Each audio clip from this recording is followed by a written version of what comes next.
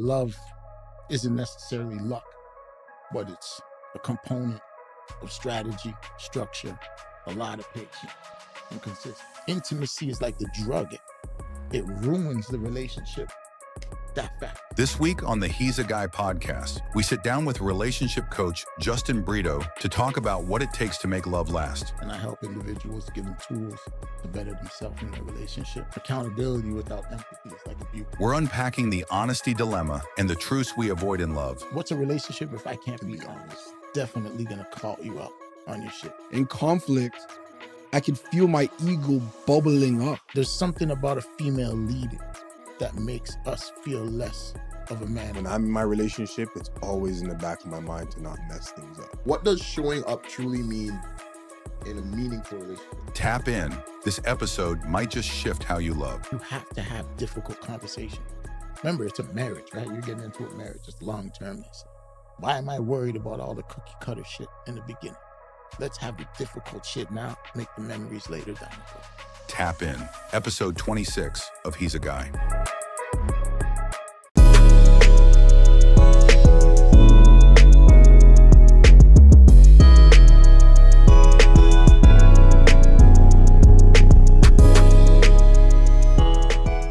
Welcome back to another episode of He's a Guy podcast. We got a special one for you today. Before I go too far, remember to like, comment, subscribe. Little button going to be right here. Little red button. Hit it. You know what I mean? Deshaun, you want to give it a try? No? All right, Steph, let's get back to it. Weak dog. We have a guest here with us today. Justin. How you doing, bro? I'm doing good. Pleasure. I appreciate you guys all for having me here, man. So how we start off, usually we'll go around the room, do a little mental check-in. All right. See how everybody's doing, you know? Start with you, Theon. How you doing, bro? I'm doing really good, man. Just proud of us. You know what I mean? Like, I think we're putting our best foot forward, trying to do something that, you know, not many people do, and it comes with its highs, it comes with its lows. But, you know, at the end of the day, I think staying together as a collective unit and doing it and trying to push forth the memo that we're pushing. You know, I'm just feeling grounded. I'm happy that we're here today. I can't wait for our live event to come. I'm just feeling good. Right. Man, speaking of that, yeah, for sure. Is this episode? No? All right, well, anyway. Oh, maybe. Yes. Whatever. Yes. Let's keep going. It will be, actually. Okay, so if you guys didn't know, speaking of that, Theon alluded to it, live podcast event. It'll be this Thursday. It'll be this Thursday, June 5th. Cam-H, 6:30. Hope to see you guys there. Yeah, I mean, tickets, please. Get your tickets. I'm doing well. Like Theon was saying, we're taking steps forward into doing something major, something that we had not this idea so many more months ago, you know? Like, we didn't think this would be where we are, and here we are pushing forward. So new growth, new everything, and I'm happy to be here and do that with these guys, you know? And I want to say something. Like, I've seen so many people come in for like these toxic, like, guys and women going against each other podcasts. Let's come for some positivity, bro. Oh, that's what. Come together for some positivity. Light and positivity. Right. It's true. You like that, Justin? Yeah, I do like that. I like that. Come together. I like that. How you doing this week, bro? Honestly, I'm good. I can't complain. I'm really on a spiritual journey right now. That's something that I've been working on, trying to tap into over the last, let's say 6 to 8 months. So right now, just a lot of it's been more positive than negative. Right. So I'm just taking my time day in, day out, just give thanks. Try to bring it closer to home. Because I've been trying to steer the wheel for so long. So I'm positive. I'm feeling good. Love that. Blessed for the cookies. I appreciate it. It's my weakness, but I appreciate it. You're not the only one. We all cookie monsters. Right? Bro. There's competition right now. This guy. Let's do 50 push-ups. You are. So, what you saying, bro? Chilling, you know, just had a good week so far. You know, just feeling rushed in everything I do. But, you know, that's all life is, you know. They throw you stones, you throw back apples. Come on. Right. Under the gun, I like that. Right? Pressure. So, you know, a lot of pressure comes with it, but it is what it is, you know. Like you guys said, happy to be here with you guys. We got a big event coming up. You know, I got to cut my hair. Tashawn made sure that. Don't make that a pressure. Man. It's off. Terrell, you can't wear your hat. We've seen you before, brother. All right, so whatever, I'm gonna get it done. No pressure on the group, but I'm good. Tashawn. What you said? Don't be a hatfish, brother. I have a story for you guys about that, but we'll talk about it after. All right, man. I'm feeling good. I'll probably check in around the 7. I'm just tired today. My sister graduated high school today, so big up to her. Congratulations. She's going to University of Toronto next year. Really play some ball. Focus on her academics. I'm super proud of her. But it was just a long day. Yeah. This event, I'm super excited. Like, again, to echo what everybody's saying, I'm super proud of us. And it's just like, forgetting about the outcome of it, it's just the fact that we're doing it is the win. Right. You know what I mean? And it's like, this is something that I'm learning at this part of the journey is like, it's who do I need to become? Not always being married to a result. You're going to miss the shot. You're going to lose the game. Things are going to happen. Right. But it's like, who do I become in that process? Mm-hmm. And it's like, I'm really liking and seeing who we're all becoming. Because this podcast is forcing us to become and evolve. And we're seeing it. Yeah. And I'm proud of us for all taking on that journey. Round of applause for that.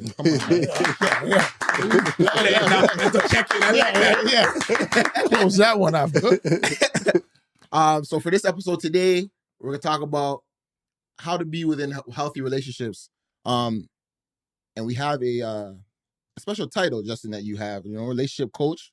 Yeah. Can you tell us, kind of like who Justin is in that space and what you do with that? And who you are, you know what? Let me take that back. Who you are away from that as well. I want to know who Justin is as well. Okay. So let's go to Justin. Justin is the man that learned from his experiences through his journey in relationships, learning that love isn't necessarily luck, but it's a component of strategy, structure, a lot of patience, and consistency. So I'm basically a relationship specialist, coach, strategist, if you want to call it that. And I help individuals, give them tools to better themselves in their relationship, moving forward so they can perform better and show up better. Yeah, like that. But me on the back end, father of 2, I'm the cookie monster, man. Listen, I can't even lie. Like, cookies all day. But I'm that guy. I'm the brother's keeper. I'm your right hand, your crutch. I'm that motivator, whatever you need, really and truly. Because I'm here for my brothers, man. I got a big heart, so I love deep and I love passion. And I say that not just only on the, let's say like with my significant other, but wholeheartedly, my brothers. Yeah, so wholeheartedly. I wear it on my sleeve. I got a tattoo there, love and loyalty. So for me, I love to be supportive. So this is why I appreciate even being here for this, because it helps all of us. To Tashawn's point, man. You said it. You said it. Appreciate that, man. Yeah. So how did you get into the career of that? Like you said, that's kind of who you always been and stuff like that. But how did that path lead you to there? Wow. I wanted to be the coach that I didn't have. In my relationships and my messes, all my hiccups, I needed somebody to give me a different lens perspective, kind of shift my mentality. If I had that in the past, a lot of things would have been different for sure. Because again, like we're all learning, right? So it's a process, it's a step, but then there's a lot of mistakes in it. So with that, I created Justin Connects, relationships as a sport. So I sat back, took my losses, started reading on coaches, professional sporting etiquette, and merged them too. So relationships as a sport is something that I really push as the narrative for us to almost take our relationships on a high level, on a professional level. So there's so many components of that, from the managerial skills, coachability, independent skills, teamwork skills, merging all of that right down to scouting. Scouting is your dating stage. It really is. But a lot of us scout for a parent. Like, oh shit, look, he's making a move. No, look how she looks. Whoa, that doesn't mean anything. You got to know how that person's character is. So you don't watch.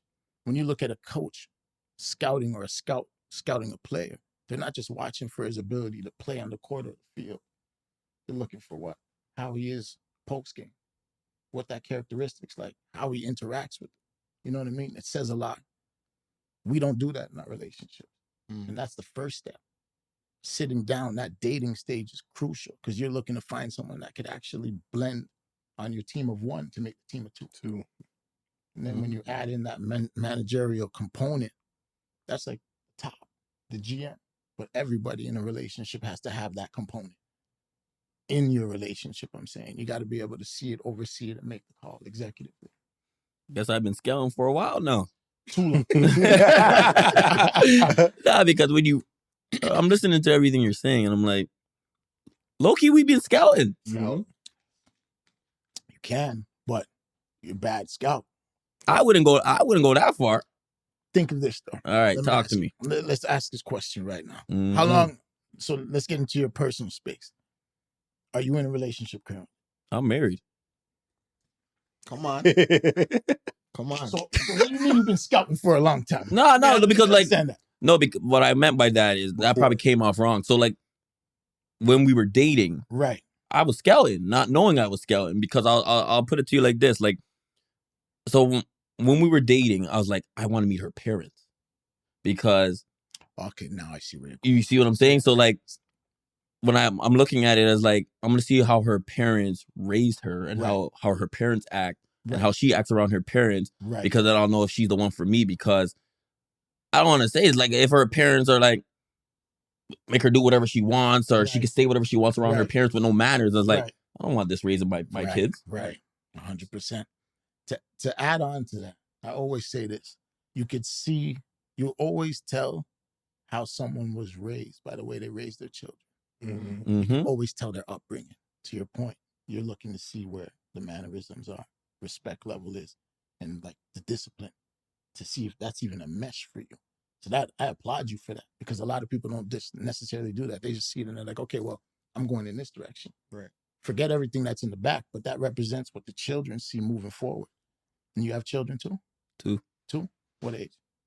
8 and 2. 8 and 2. You got me thinking for a second. I see that. No, you get me in trouble. Calculation.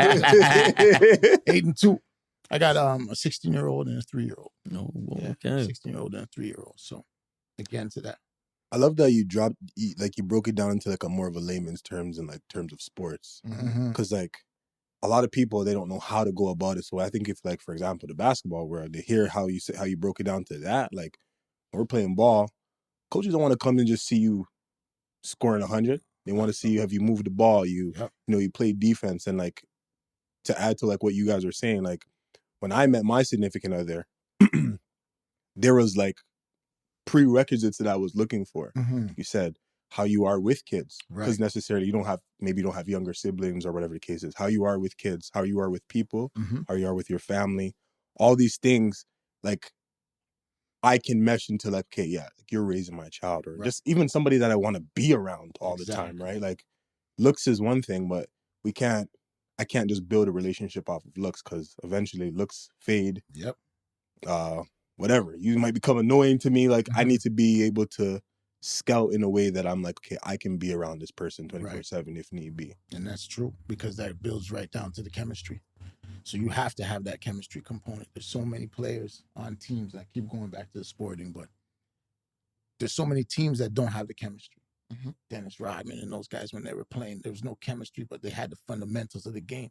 But there was still so much of a distorted element within the team orientation. And a lot of people just sit down in this pocket where aesthetic drives the narrative. Especially in this day and age. Wow. Like, it's bad. And when you jump into aesthetic, you almost by default jump into intimacy. So you jump into intimacy. Think of this logically. Remove intimacy. The only thing you have left now is the bond. Because people sit down in intimacy and feel like that's the connection. And it's really not, because there's nothing else. You jump into that, okay, I got into this intimate moment. We've already had sex. All right, cool. Put that to the side. What else is there in this relationship? I know nothing about you. Do we even mesh? Do we even gel? Are we on the same frequency? And now you're forced to get there. But intimacy is like the drug. It ruins the relationship that fast, because you're so into it. All you're doing is physicality. I know nothing about you on a substance level deep enough. I relate to that heavy. Like it reminds me of a situation I was in a while back. And I think like a lot of things you guys are speaking to, which is interesting, is like dimensions of character. And even if we brought that into sport, it's like, how do you play up 20? Right. How do you play down 20? Yes. How do you play on the road? How do you play when we're on a losing streak? Exactly. And I think it's like, how are you with your parents? How are you with the kids? How are you with your friends? And I remember like the girl I was talking to, I never saw her friends. I never got to see who are your people? Right. Who are you around? And it made me start to now question her character, because it started to feel like what I was seeing in front of me was starting to feel like an act, because I don't know the other dimensions. I don't know other sides of you. Right. I'm only seeing the side you're showing me, presenting to me. And a lot of us in the dating stage, we act. We become the person we think the other person wants. Oh, so I'm going to cook, clean, take care of you, rub your back, this and that. But it's like, is this really you? Or are you doing this to win me over? Right. And it was hard to tell. And I felt like in my body, I felt like something was wrong, but the aesthetic was right. Right. I was like, damn, Yeah. this aesthetic's hitting. She's bad. Right. But really, like, I could feel in my soul that wasn't for me. Right. And I ignored that. And I think part of that was aesthetic. How'd you pull away from that? Did you just... Eventually, it's like I couldn't not listen. The noise just kept getting louder inside of me. Like, it's like, yo, this isn't for you. I think in life we know when things are not for us. Like when they say like I feel like our gut instinct is usually the right instinct, but 100%. It's like we ignore it sometimes because other noises. And I think like it got to a point where the gut became so much louder than the other noises. Interesting. I have a question for you. Actually, kind of branching from what Tashawn was just saying there. So with your clientele, how do you balance like the empathetic stage for a person, but then also try to keep them accountable? Like even like you just asked Tashawn there, like how do you break away from that and keeping them, self-aware and honest? The thing about empathy in relationships and accountability, like with my clients, I'll walk through their pain, but I'm definitely gonna call you out on your shit, because there's got to be a level of understanding and realism. Like you have empathy. Empathy without accountability is just, it's like enabling. Yeah. And then accountability without empathy is like abuse. So what's the middle grounds to that? Where are you hitting the middle ground for that? There's got to be the situation. Smile. I'm smiling. I'm about to say, you hit some bars. Can you repeat that? I'm seeing the I didn't want to cut you off, bro. I'm like, I'm seeing it moving right now, bro. I'm getting shivers over here. You know what I mean? High key, you're up 20 in the first quarter. Time out. Like, empathy without accountability is enabling. Accountability without empathy is abuse, right? Woo! Yeah. So it's crazy.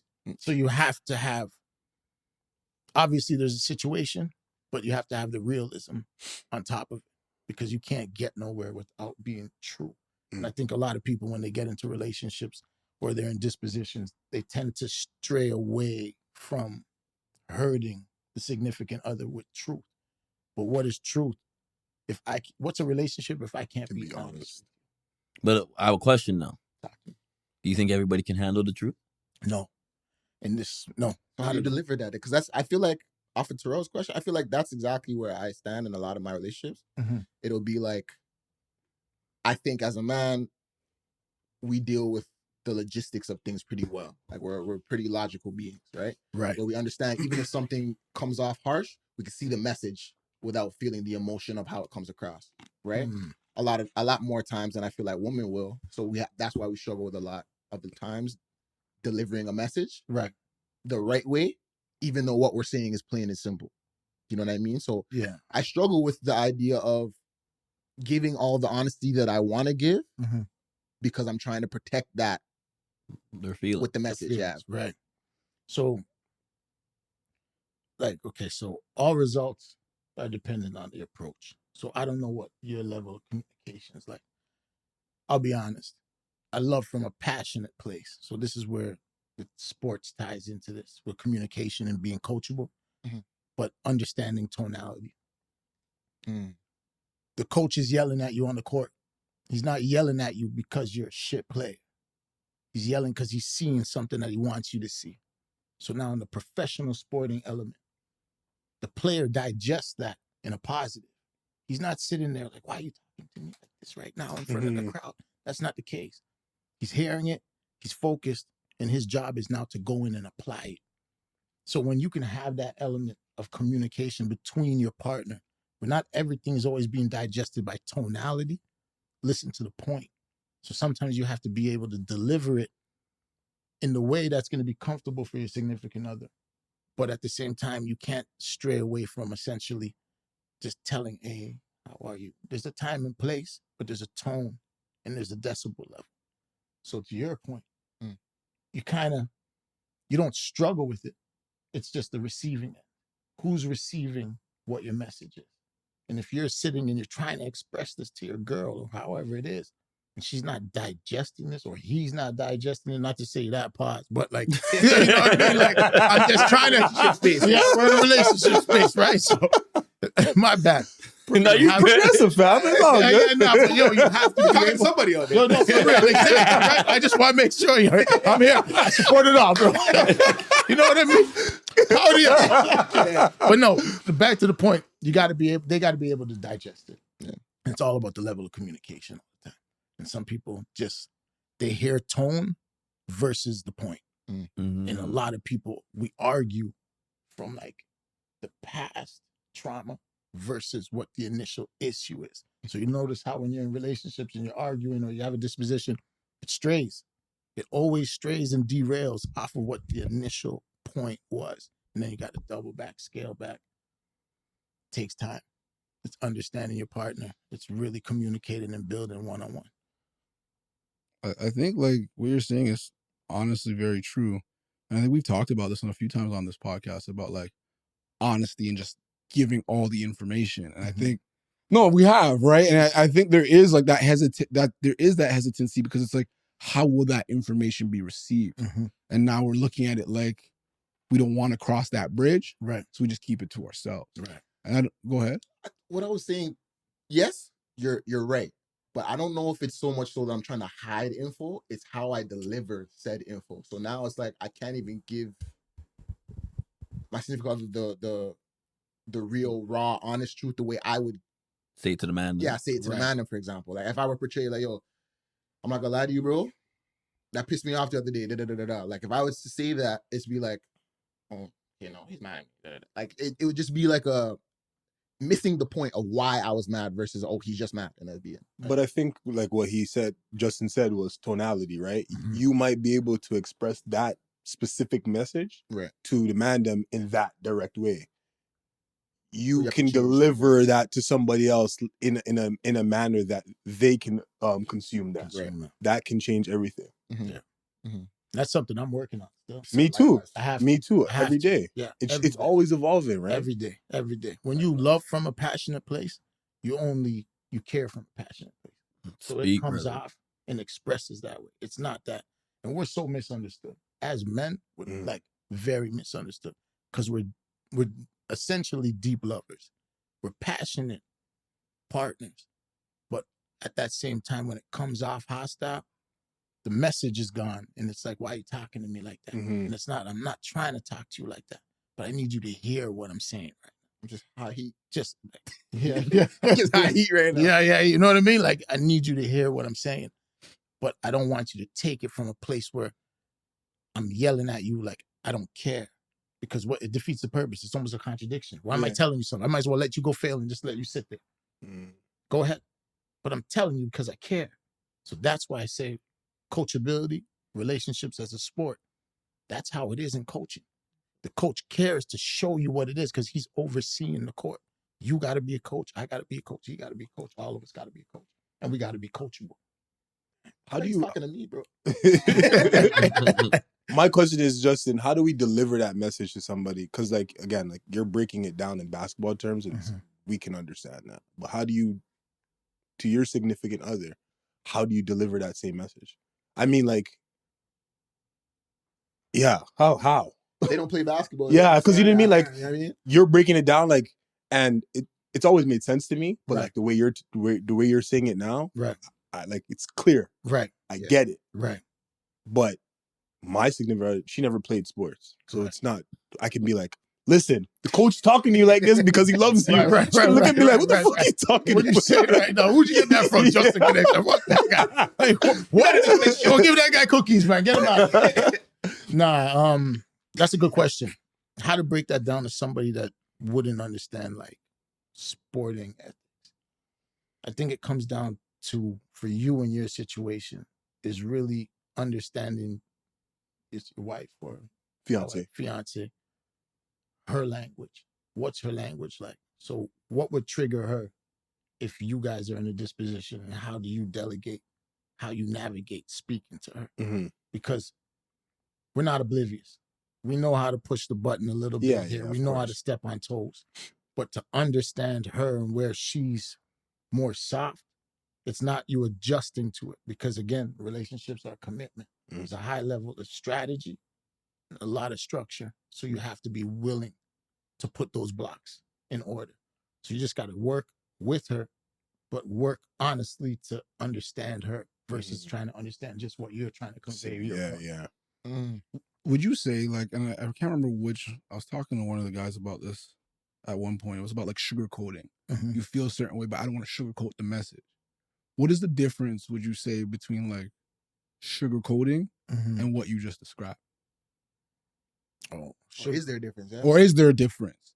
You know what I'm saying? Like if I'm like, yo, Steph, you disrespect me, or if I said instead, like, yo, Steph, honestly, like, you know, things you did, I wasn't really sure about it. It didn't make me feel really good. Is that me sugarcoating it? Like what? Or is it me just understanding Steph, or in this situation, just having a better understanding of the person? Like what? Sugarcoating is essentially beating around the bush, right? So you don't want to beat around the bush. You want to get to your point. But again, in the relationship, you're trying to understand your partner. You're working in a team. So again, we go to basketball, any type of sport. You know you're good as a power forward. But if I'm delivering the ball to you and you're messing up all the time, I got to find a different strategy. So you have to find a different approach. In the relationship, it's not to say you're sugarcoating on purpose, but sometimes you have to kind of just tediously move around it without trying to, because the whole objective is to get your point across. You don't want to miss that by just being ignorant. So you're trying to get your point, delegate it in a different way, move it a different way, and just kind of talk to them in the right way. I was talking to me still. Don't worry. I'm here for you, but listen, don't call me power forward. That's a soft spot for me, brother. Yo, man. I stop. A shooting guard. You guys should have seen him this last game. Oh my God, that was funny. I only see you jumping off the bench and putting on your shirt. I'm trying to see the points. You're like, yo, how much did you score in that game? How much did you score? Like a 12. 12? Yo, he was calling up, pulling threes. You see his frame should be down low. What? Yeah, I'm not going down low. They don't want to hurt. Yeah, right. So I'm saying, so he's coming off a strong week. Don't call him power forward. Don't call him power forward. I take that back. I take that right back. Yo, okay. So kind of shifting gears away from that. What does showing up truly mean in a meaningful relationship? What does showing up mean in a meaningful relationship? It's for the group too. So anybody. Well, I think we should give ours first and then see how that make stacks it count. up. Yeah, right. Okay, I like that. So I'll start where the question was showing up. What does showing up truly mean in a relationship? Me, like I'm not looking for somebody to show up for me, but if I'm gonna show up for somebody, I would have their back, be there when they need me, listen. Me, like when I'm gonna have somebody's back, it's like I'm gonna be there for you thick and thin. Yeah. Like you could call me at 1 a.m. Like I'm gonna be honest with you, I don't answer my phone after 10. But if I seen the madam's name pop up on my phone, I know like you're calling me for a reason. So I'm gonna answer. Right? I'm not gonna be like, ugh, Sean, talk to me in the morning. You know what I mean? Like that's showing up, like just being there. Okay. Are we saying it in a significant other sense? Or just in a meaningful relationship. So it could be for the guys, could be for your significant other, it could be for family members. What does showing up truly mean? I think Terrell touched on a lot of them, but I think listening is a huge, like you did say it, but listening is a huge one. Trying to understand, adapting with them, Right. Being supportive even when you don't understand. Sorry to laugh. That was a good one, though. You all know why? I think that was the toughest one for me. Yeah, I'm like, I don't understand, but I got you. Yeah. And just just being reliable. You know what I mean? Again, to add to all the points that you already echoed or you already said, just being that person that I would want somebody to be for me. I think those are the key factors that I really think about, and I'm like, okay, these are how I would be able to show up for somebody else. You want to go? Me? You? Sure, I can go. I think like I don't want to reiterate what they've all said, but like there's something that speaks to me about just being present and being there, even though when you don't know what to say or what to do or how to or understanding. Maybe you're not understand, but it's just that act of being there. And I know like in the past I've struggled with not doing anything because I didn't know the right thing. Right. But showing up to me is not really about always knowing the right thing, but it's just like it's being there, being present and trying. Right. I would say that would be the only thing that I would add.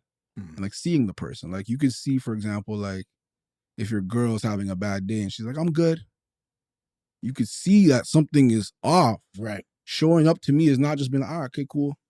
It's actually being like, baby, like I could see something's going on with you. Like, what's up? Talk to me. For sure. You know, I could tell by your demeanor, like something, what happened in your day? Like that to me is the more so showing up. It's not just being there, but it's actually being there and being present. I'd say on the other side of that, acknowledgement as well. You know what I mean? Not to like go too deep, but like me and my girl had a conversation recently where it's like, I know you see me, but that acknowledgement sometimes I just need to know like, oh, like, thank you for cooking dinner or thank you for changing the tires. You know what I mean? And those two feed off of each other where I'm not really a big acknowledgement guy, but sometimes it's just like, I know I do it all the time, to hear whatever and vice versa, right? Yeah. But actually seeing the person and acknowledging what they bring to the table or are doing for you or for that family or whatever. Right. I think also to add to your one more. Back to your point. We're playing ping Back to your point. Yeah, hit that back. I thought. Even just asking the question, like, how am I showing up for you? Yep. I think that's another big one because sometimes we can, from our perspective, think we're doing everything right. Right. And maybe we could ask and be like, how have I been showing up for you lately? Like, how am I doing? Is there anything I could do better for you? Like, how that type of stuff. Yeah, for sure. I'm gonna do that now. No, I think that's the one. Those two that I was gonna say was the acknowledgement, and then I like that point. I want to echo that as well. I did that recently, even just asking like, how can I show up better?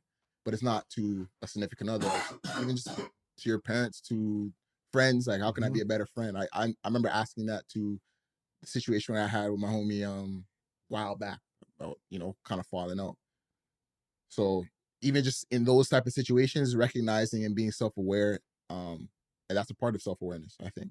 So the self-awareness to know that you don't have all the answers, to know that you're trying, to know that you won't always be the best that you can be, but to again acknowledge all those things and try to show up every day. So I feel like those are all encompassing. But Justin, what do you say? Those are all good answers, to be honest with you. All right, like I feel like we're about to get schooled. No, they're all good answers. They are good answers, but I'm gonna be honest. Yeah. To keep it relationship based. Okay.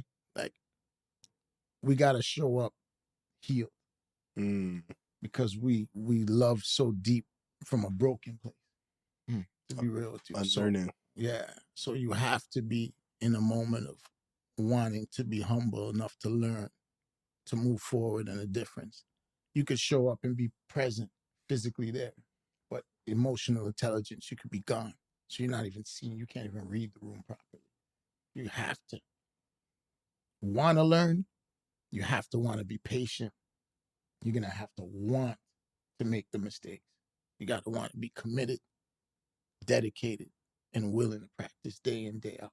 Because again, relationships as a sport. It's a sport. You don't win the championship by just playing one game and then effing up for the rest of the week. It doesn't work like that. You review, you see where you went wrong, you communicate, you build off of that.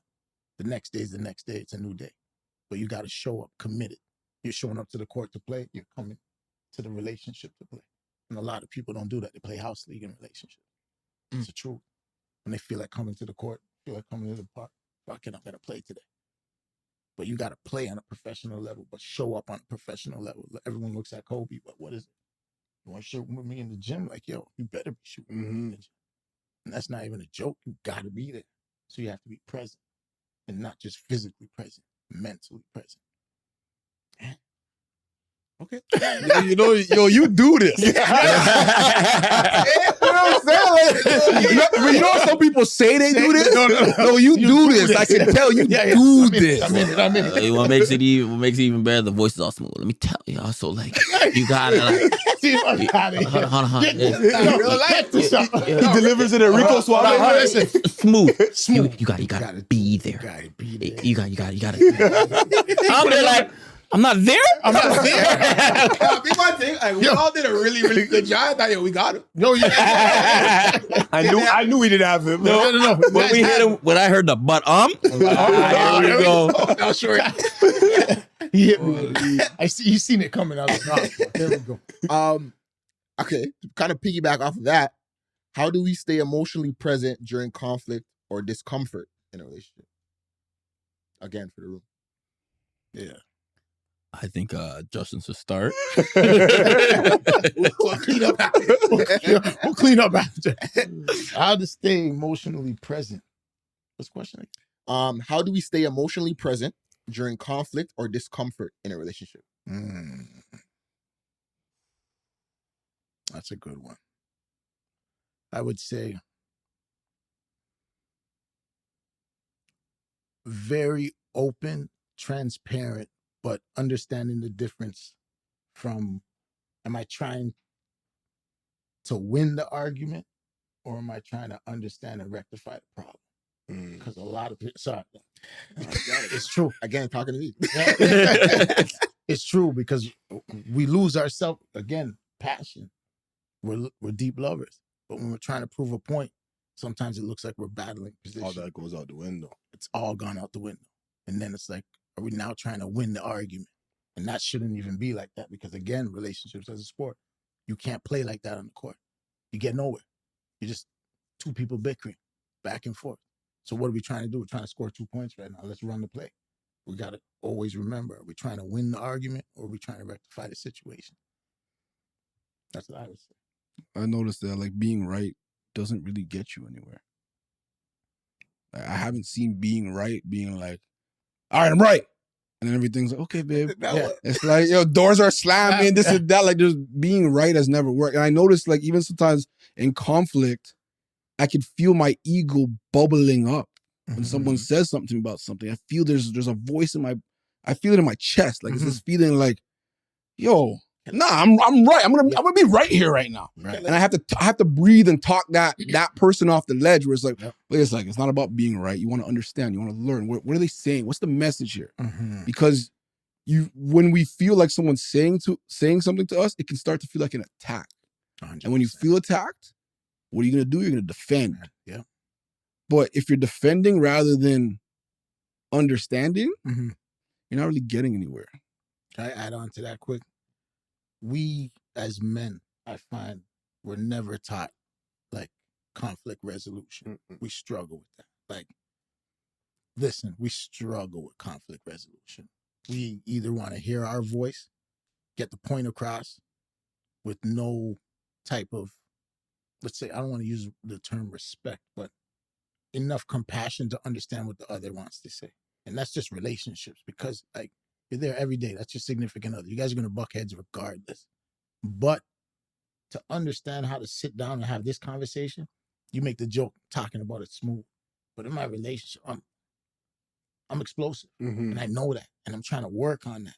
But it's not even the excuse of loving so passionate Sometimes they're just like, hey, you got to hear this now. 0.5 seconds left in the game. Like, we got to play this now. I'm not trying to take this next week.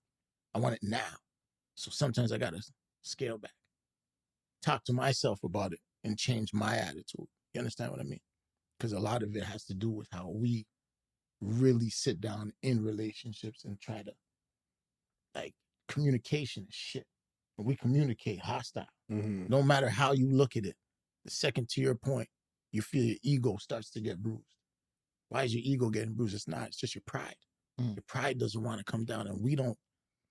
As much as we sit down in relationships with females, there's something about a female leading that makes us feel less of a man in performance. That shit right there trips us, because that's when the bruised ego starts to kick in. Them.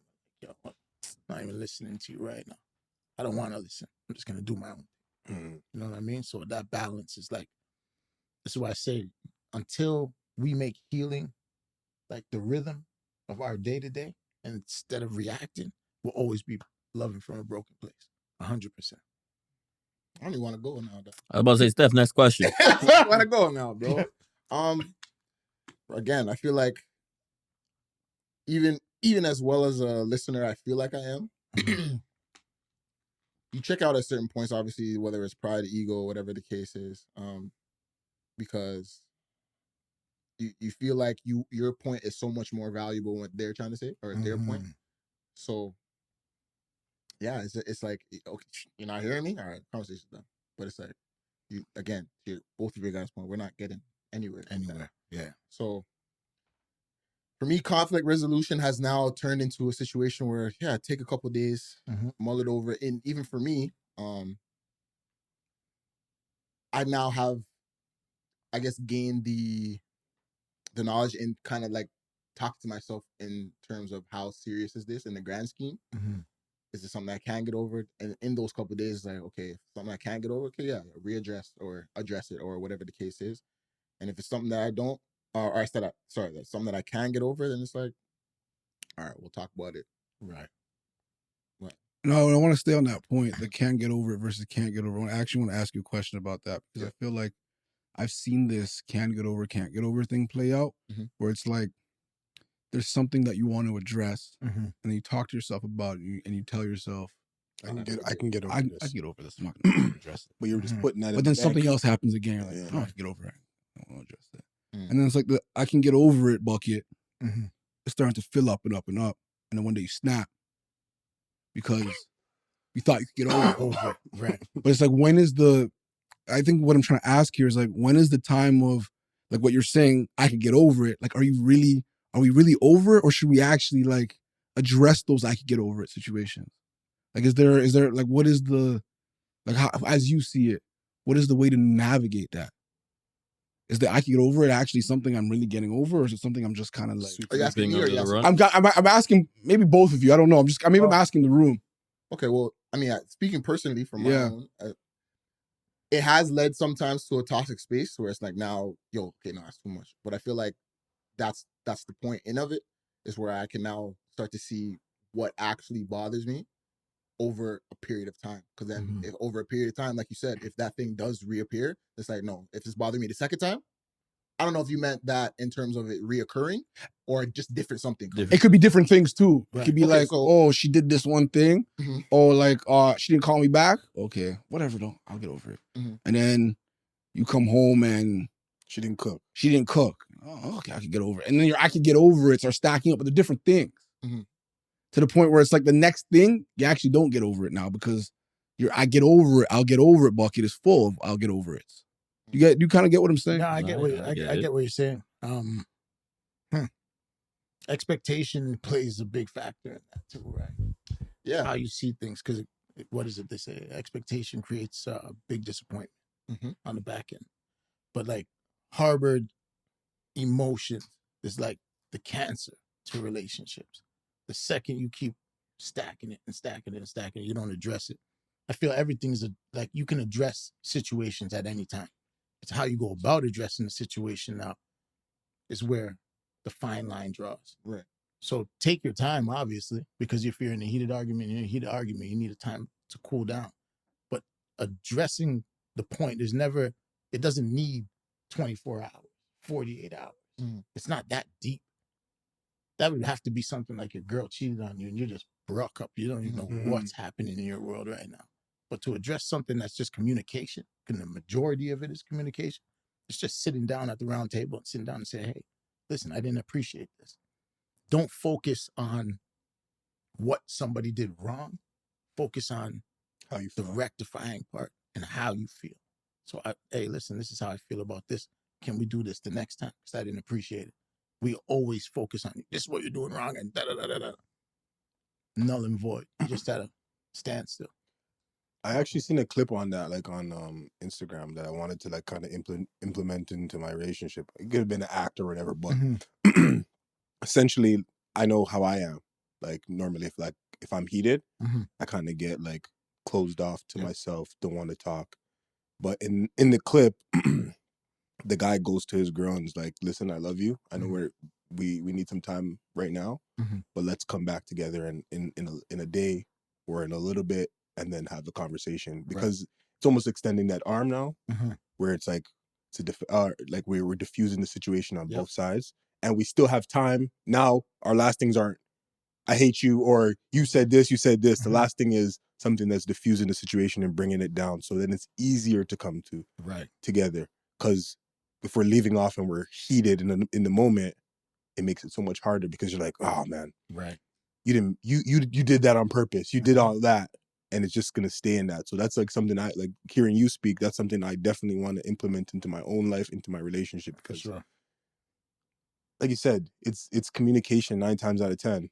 And it's like, we could just easily rectify the situation by having a conversation and saying, this is how I felt.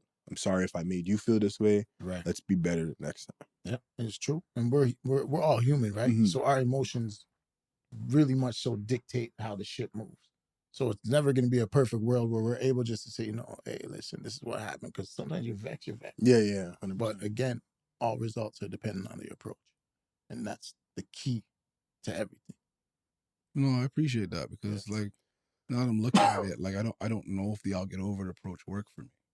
Because I'm thinking of like a past friendship I had. And it was just like, yo, this friend just kept doing little, like, never offered to pay, never offered to help out with this, never offered to help out with that, always taking. But every time, soft. Yeah.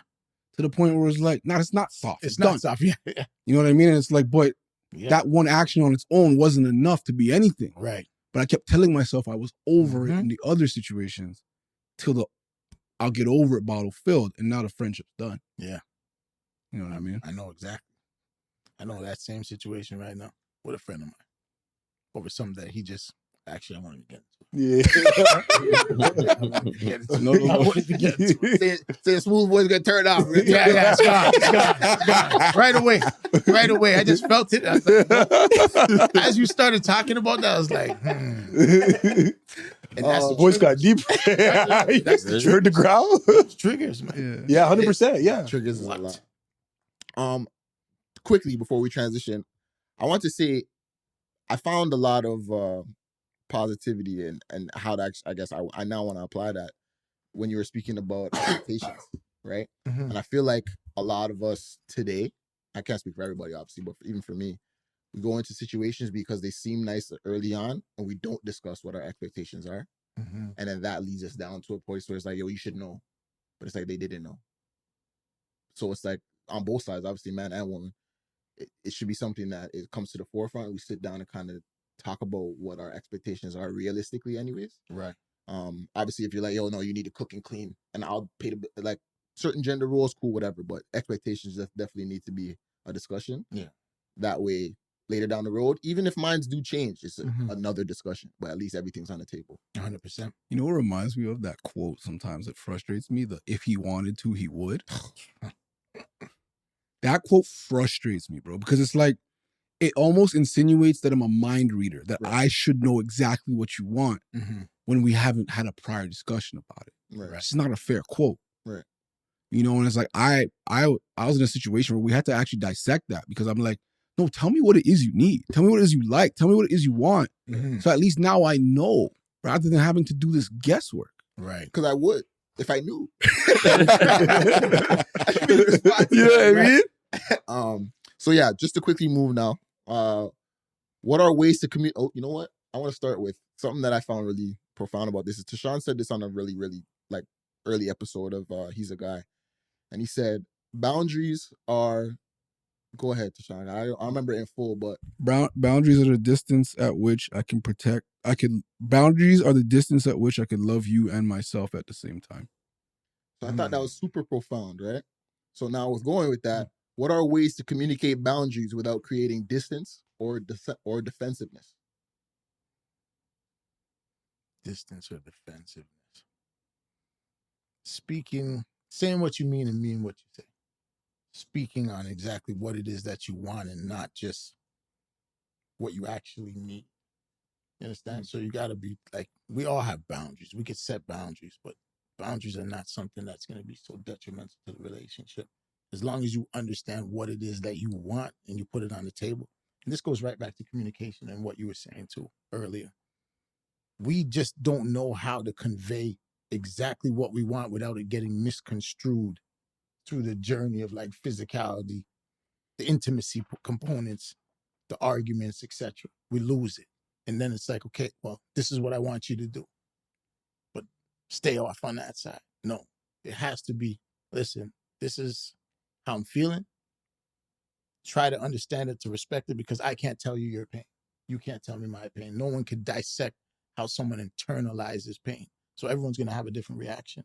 Just try to understand how you feel about it versus how I feel about it, how your significant feels about it, vice versa. But again, that common ground plays factor. And people, like, it seems so cliche to say it, but we just can't always apply it all the time because, again, we're emotional creatures. So communication is highly key behind it. I have a question on this topic for you. What is truth? What is truth? When you look at a relationship, and I have an experience, she has an experience, which, is there a truth? Is there two versions and the truth? Like, how do you, when I ask, like, what comes up for you when I ask, like, what is truth? What is truth? I think truth is like,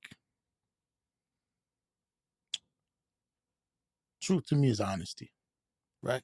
So, like, again, they say transparency and honesty, there's two differences. You could be transparent if somebody's asking you a question and you're being transparent. Okay, yeah, I'm going to the club today, I'm doing this, etc. Honesty is, hey, listen, sweetheart, I'm going to the club.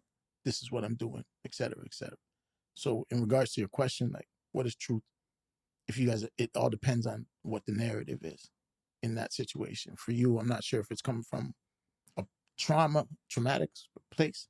If she went through something, you both went through something. I don't know if that's what you're trying to get at, but like when you open up truth has to be like very transparent and honesty. I always say love is transparency. If you can have transparency in your relationship, like straight through, and honesty, you're winning, because people can dissect it, digest it, and expel it. But truth, straight honesty to me, personally. You got to have that communication. You got to know your partner, because you can't tell her everything. I'm telling you that right now. You can't tell her everything. You can't, because everybody understands from the level of their own perception. That's what I'm saying. Perspectives. That's my answer to you. Hold on. Repeat that again. What you said. Everybody understands from the level of their own perception. Right. So you're saying that everybody has a limit of understanding. They have a limit, but they only have a capacity to what they can understand it and internalize it as. So you're saying, go ahead. If you were to share a certain thing with somebody, they might perceive it in the wrong way because they don't have the level of perception to perceive it in the way in which you're explaining it. Yeah. I think it's alluded to, because you said this before, where it comes down, even just in a different space. We talked about in the last episode, you talked about experiences shape your understanding, right? So if you only experience bad things in this space, if I were to explain something to you where my experience was good, you might not understand where the good comes from, that because only you had in bad, right? So it's all to a level of your perspective. Yeah. Yes. Okay. That actually makes a lot of sense. You know what I mean? Right. Yeah, no, it's fair, because it's like, yeah, I had a really example, but I'm like, this one's too vulgar, so I might not share it. But no, it's just like understanding, like, it's perception, right? So it's like, say my ex or my girlfriend right now told me she did some sexual things I thought were crazy, because I didn't experience those things, I'm going to think like that's disgusting. Or you didn't experience the way that she did. It yes. might have been bad to you, but great for her. Yes. You know what I mean? I can say, it can even bring it down to a lower degree where it's like a strip club. For some women, they despise it. For some women, they like it. Depending on who you're talking to, if you said, hey, babe, I'm going to the strip club tonight. Like, what? Yeah. Disgusting. Why'd you go rub up on the throw money? But the other woman, it's like, I enjoy that. Have fun. Yeah. That's a really good example. Or can I come? Yeah, she wants to be a part of that experience. Like, perspective. Yeah. Crazy. So you can't share everything. That's what you're getting at. I personally share everything. I'd rather bounce the ball and let you dribble it versus then hug it to myself. That's me. You rather watch it have a turnover? Yeah. Yeah, 100%. We can call timeout. You know what I mean? Reconvene, yeah. Yeah, why not? That's fair. But I have to. I'm very transparent. Like, I have to just, I can't wear that, like, you see the harboring? I can't hold that. I'm a person that I need to address it, and I'm addressing it. If this is what I'm doing, this is what I'm doing. I'm letting you know. I don't have time to hide. Yeah. I always look at you're a human being. Like, I'm not going to hide it from you. If you don't understand it, I'll try to get to a level of understanding with you, but I'm not going to sit and just, well, I'm not telling you this because I feel like you're going to feel a certain way. You have to have difficult conversations. Remember, it's a marriage, right? You're getting into a marriage. It's long-term, they say. Why am I worried about all the cookie cutter shit in the beginning? Let's have the difficult shit now, make the memories later down the road. It only makes sense. But people don't see that. They live in the moment because they think everything's so concentrated. Oh, shit, now I'm going to step away. I don't want to tell you the truth. Why? I should be able to be your safest space. You should be my safest space, vice versa. We're a team. We're not playing on the opposing team. That part, people don't grasp it.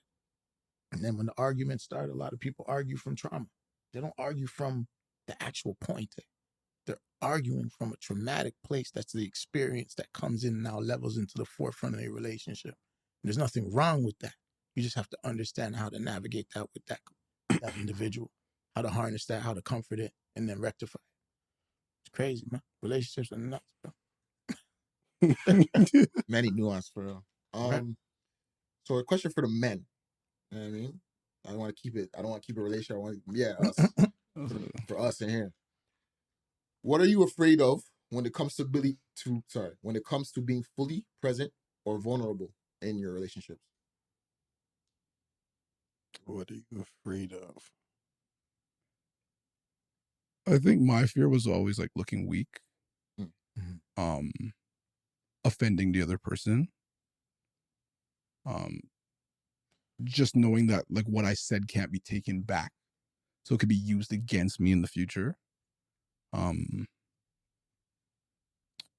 Those are some things that really come to my mind. It's just that, like, you know, if I say that I'm struggling, or like I don't know where my next check's coming from, I don't know how I'm going to figure it out.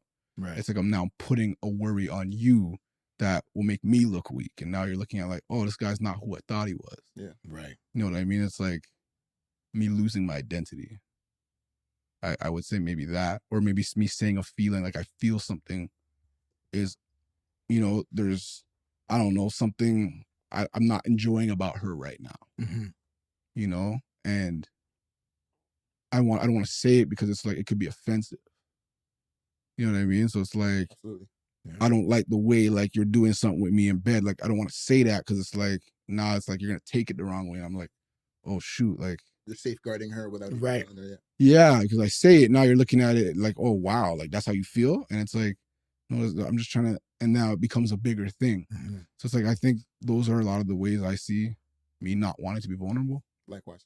You gotta listen to the coach instead of saying, you gotta, let's try.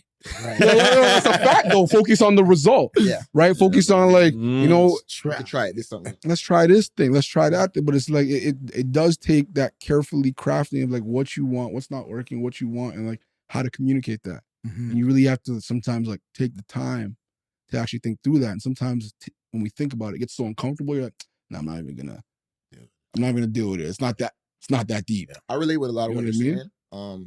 Especially when it comes to the offending a partner. because I will now again harbor those things and be like, you know what, it's on me to deal with that, so I don't have to hurt her feelings, type of thing. I'll eat that. Or like you're saying, also feeling less of a man in their eyes when all I'm doing is being open and honest about things that I'm going through. Right. And not to put that on, you know, a significant other, whoever, that needs to be unlearned, I guess. Mm-hmm. Right. So I think those are the things that I'm also afraid of. If I were to add anything else, it would be the idea of I can't take care of responsibility for you later on. You're going to look at me and remove me from a pedestal of where I thought you had me initially, which still, again, relates to that. It's just, I guess, taking it a step further. So yeah, I think those are the things that I'm afraid of. If I were to be blistering real, like, oh man, like, you know, I'm struggling this week because I didn't make as much money as I thought I would or whatever. And she looks at me like, oh, so how can you take care of us? Right. I feel like that's gonna come. You know what I mean?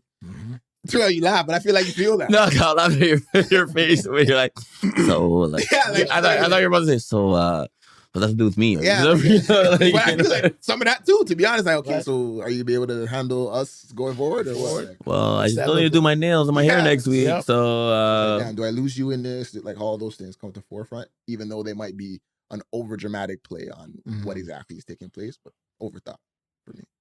The fact. So I wonder, are those thoughts even reasonable? Some of them. Like, would they ever even say these things? You know, the funny part is, like, no.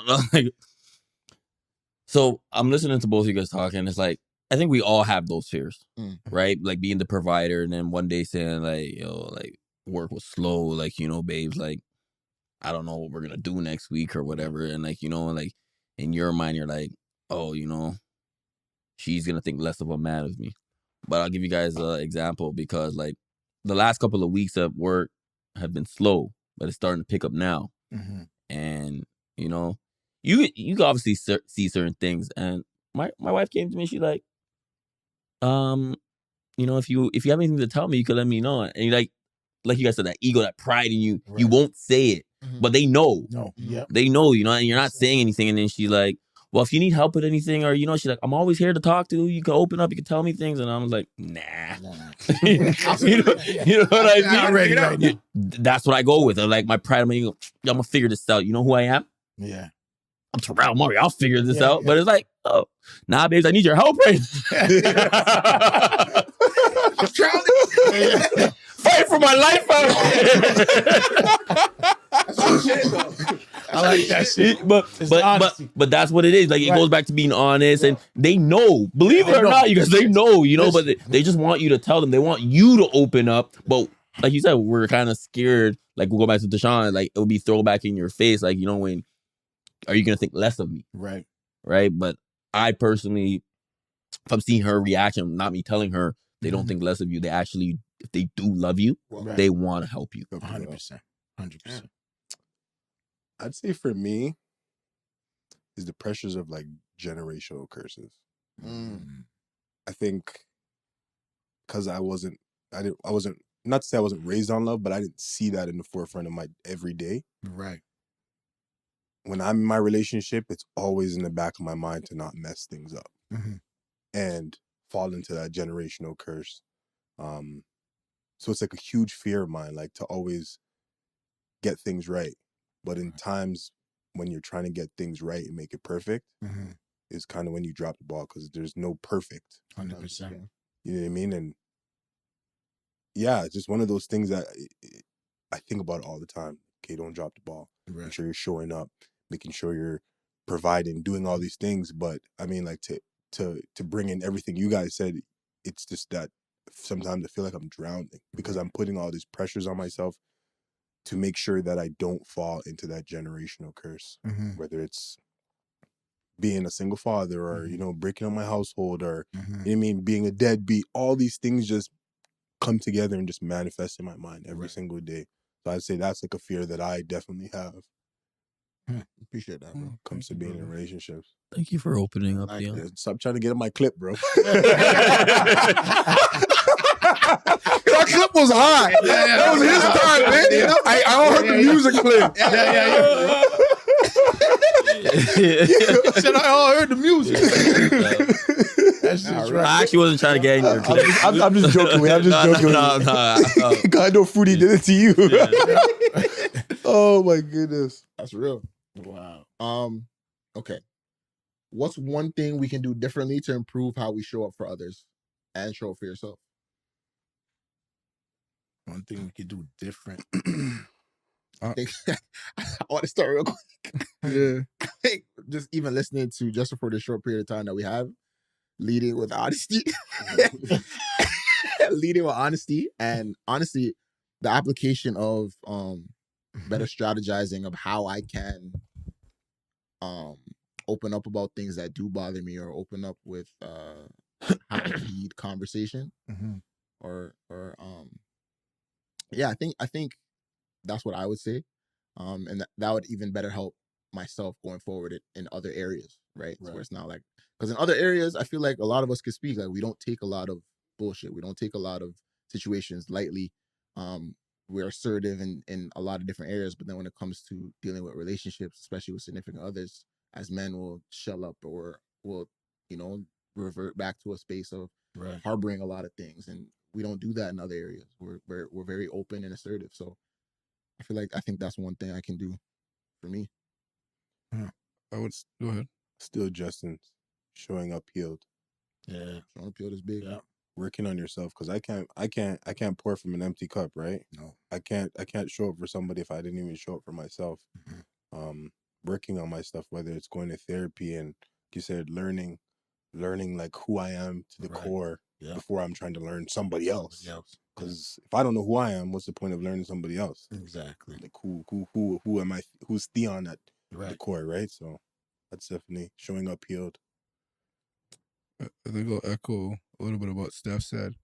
I think, like, even for me, it's leading with honesty, like, for sure. But it's also like having that ability to ask the questions, like, how can I show up better? As a friend, as a brother, not a father. I'm not a father. As a son. I'm about to say, tell us something. Yeah, right. But it's really like, as much as, like Steph saying, like, sometimes in our lives we don't take bullshit. I think sometimes that's usually with people who are not the closest to us. But the people who are the closest to us, we love them so much sometimes that we'll take too much from them, or we won't give enough, or we won't ask the question, how can I show up better, for whatever reason. It's like, maybe we're just so used to the relationship and the way it's been, we don't think that both people are growing and evolving through life. I'm not the same person I was 10 years ago. You guys are not the same guys as we were 10 years ago. So it's like we're changing. So, like, our needs in terms of what the friendship even looks like is probably changing. But taking that time to check in and be like, yo, how can I be a better friend? Yeah. How can I be a better partner? How can I be a better father? So. Yeah,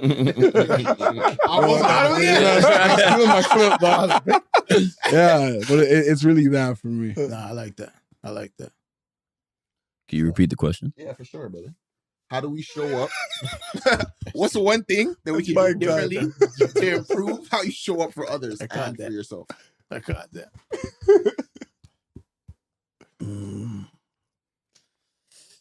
I don't know. I'm still working on a lot of things, That's it. That's the answer. I don't think that's a good enough answer. Like, continue to work on yourself. I feel that's a good answer, bro. It's a strong answer. Knowing that you're not perfect, you're working on yourself. No, I know I'm not perfect, but I believe I'm perfect. And sometimes that's like be my kryptonite, where it's like, I'm not even hearing you right now. But let me calm down. I'm like, oh damn, like I heard everything. Do we move on from this, or do I mention and say, like, I know I was wrong, and so we'll move on silently. Yeah. That's just how I operate. So how can you do anything differently? I guess bring it up earlier, instead of taking the time to actually, like, calm down and think about it, right? right there and then, try to be a cooler head and, speak on it right there. Mm-hmm. Justin, what do you feel? Read the question, man. Yeah, I got you. Please and thanks. You buying time too? What's one thing we can do differently to improve how you show up for others and for yourself? I don't even want to load this answer, but it's giving yourself the patience and the understanding to know that you can make mistakes, but learning from them. Because again, Titus said the realest shit. Like, I hear it, but I don't even want to deal with it right now. But the accountability is so huge, and we don't like to take accountability right away. Because, like, it's not to say our ego or our pride is bruised. It's just in the moment. It's like, I don't even care to deal with that. Let me just fester in my emotion right now and then move out of it. But being able to be accountable, sitting in a situation and understanding it and wanting to digest it for what it is and learn from it is huge. But again, I'm going to go spiritually a little bit here, but having God at the center of your relationship is key. Because right now you could almost free yourself from things you can't control. So when you center that piece, it almost makes you not always have to focus on trying to control what the narrative looks like. Balance. Relationships need balance. Everything needs a balance. But when you have that, and it's not teeter-totter every 2 seconds, it's not turmoil. So the Richter scale is low. It's not an earthquake every fucking time. But a lot of our relationships, they reach 7.2 on the Richter scale like this. Some of us are always revving at like 90 to 100 versus 0 to 100. You got to slow yourself down. But if you really want it, you got to come to the table committed. That's the difference. And that's the only real true answer. If you want that change, you got to be committed to and disciplined enough to dedicate yourself to move forward with it. You won't get it because, again, you'll always be loving from like a broken place. And a lot of us are loving from broken places, man. Mm-hmm. Yeah. You want it to withstand your point. You don't want it to crumble. So it's in the back of your head, but you're carrying that weight. It's a lot of weight to carry for one person.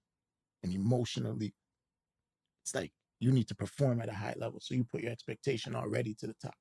The second you break, emotionally, you're done. So I would advise you, just as recommendation, not to try to carry that. Be open enough to say, okay, you know what, if I'm struggling, I'm struggling. Whatever's going through it, you'll get over it. But don't try to always control the narrative, because I was the same way. I want to control everything, but not in like a manly power.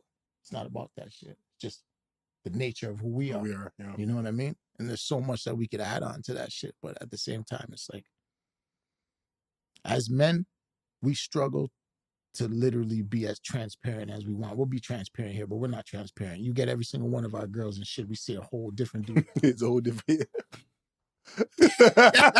Shit, like, you know what I mean? Like, what the fuck? He was doing what? Like, you know what I mean? Babe, let me get a cookie over there. You know what I'm saying? Like, yo, yeah. I'm telling you the truth. Yeah. Dudes be different. And there's nothing wrong with it. I'm kicked up in my onesie and shit.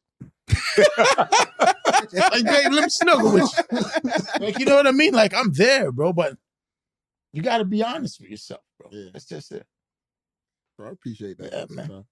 Want to play? Let's do it. Let's do it. One round. Let's go. So we have our game. Let's talk about it. So men have more conversations, because sometimes we shy away from them. Mm-hmm. We have 3 decks here for you to choose from. What we have is you pick a card from the deck. You either ask it, answer it yourself, or ask the room and answer last.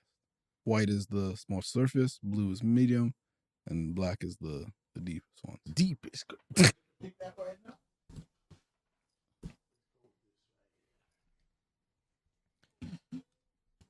God damn. What's one thing you still haven't forgiven yourself for? Oh, these are new. What's one thing you haven't forgiven yourself for? Wow, that's a heavy one right there. That's very heavy. I'm forgiving myself. You're asking the room? The room's answering this. Yeah, the room's going for this one. One thing I haven't forgiven myself for. I'll start. Being young, my grandmother passed away. I was in a relationship at the time, and we were in Montreal at the funeral with family, and it was like around Valentine's Day. And I remember my girlfriend at the time, like, being like, "Oh, this sucks. Like, you know, you're not here during Valentine's Day." And I think just the pressure of that kind of just made me not really like grieve and be there for my family. Right. As opposed to like I was asking them like, let's go. And something that I harbored for a long time, because I was like, I don't think I didn't show up for my grandma in the way that I wanted to show up for her. Right. And I know I was young and like learning, but definitely something that like still weighs on you. Yeah. I super appreciate that answer, man. That's a deep answer too.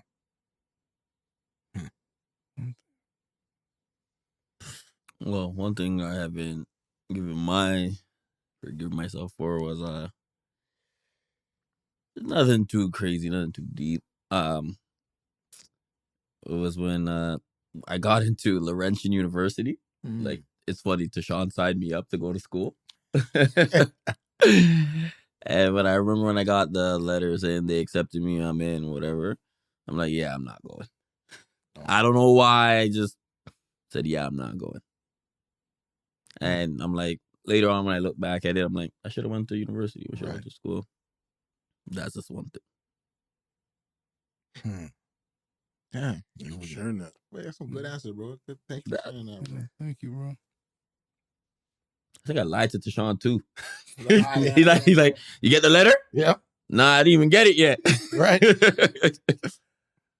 Man, I'm giving myself for it. I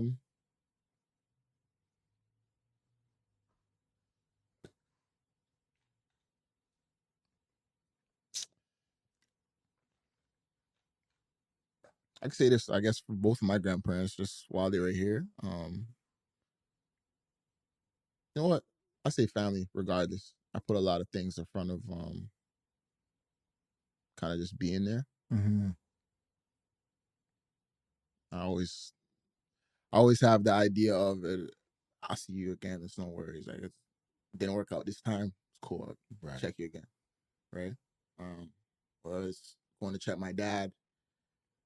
Grandparents, like I said, who passed away, just I guess value in that time. Like, I always put something that I felt was more important at the time ahead of those things. Whether it's work and they always say that they understand, and I truly believe that they do understand that, and they allow me to do those things. But like I said, as time goes on, you kind of realize what time is and how valuable it is. Those moments, those laughs, any of those times, I don't think I'd ever trade them for money or anything that I wanted to do at those times anyways. But I always catch myself going back to the rat race of putting those things before them. So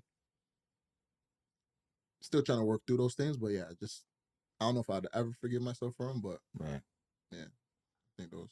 That's deep. It's real too. I can even add on to that actually, because like as we grow, right? So we're all growing. But when I go back and scale back into my past, I think the pain that I kind of put my mother through and my father, like I never forgive myself for that. I don't know if like I'm answering a real deep question right now, but I hit a situation about 20 years back for the first time to see my father in tears. I'm coming out the bullpen, I'm coming out for bail. And just the look on his face, it was just like disappointment. He's a man that don't cry. So I couldn't even face him in that eye. Like just looking at him, I was like, shit. And I just turned away. Kind of looked at me like, yo, you good? I'm like, yeah. And it's just a tear in his face. I was just like, fuck it. Just is embedded in my brain.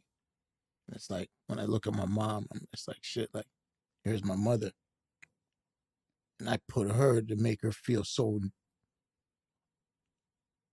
like, scared to come out of her own home because the shit I was involved in at that time period in my younger days.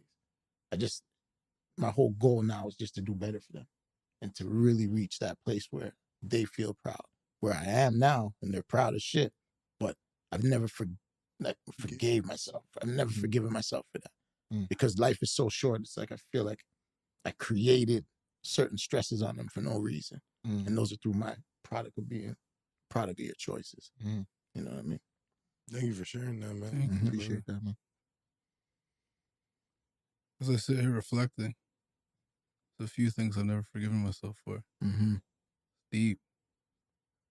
There's one I want to choose, but I might have to save that for another time. I don't know if I'm ready to talk about it. But the one was I had a friend, Jeff, at university. Oh, Jeff, man. Rest in peace. Real A brother of mine. And I think like I have this thing of I'm really a person who really likes to live in the moment. What I mean by that is like where I'm at. Right. And I feel like Jeff was one of my best friends in university at the beginning, and then he moved away to another school. We stayed in touch a lot. But I'm very much like, if you're not in my city or in my space, I tend to neglect the relationship and the friendship because I'm just very much like, this is where I'm at right now. Right. And it's like, sometimes you find it hard to stay in touch with everybody.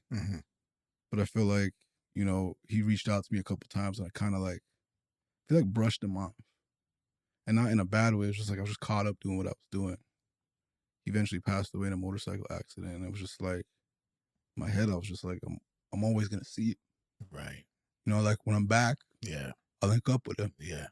But that didn't happen. But that they never happened. Let it out, cuz. That's tough. So it's just like, I never forgave myself for that. There's times where I'm like, I'm a bad friend, but I don't show up for everybody. No. You got over that shit, bro. Appreciate you for sharing that. Hold your head, brother.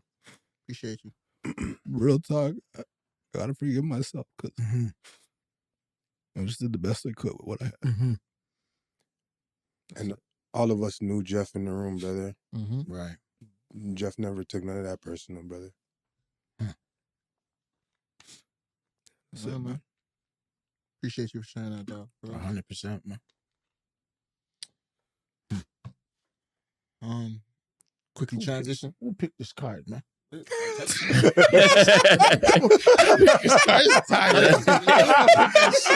right? I told you edit that. You said everything's edited, right? Look. Pick it up one more time, please. You see those videos? Put an AI dub on that. Game ain't nothing to play with for real, bro. Pick that up. Justin, do you have anything, you know, you'd like to promote towards the end of this? So, you know, where to find you at? All social media handles, Justin Connects. Yeah, that's it. I'm not on social media like that, to be honest with you. A lot of the clients that I have just came through being in the place at the right time. Organic. So I like it that way. I don't want to be like, I'm reading off the teleprompter, like, yeah, this is a relationship advice. Nah, I can't do that shit. I can't. Like, I have to give it to you authentic, raw, and real. Yeah. That's it. But Justin Connects, all social media handles. That's it. I'm here. Here's a guy, Justin. Appreciate you guys at home. See you again.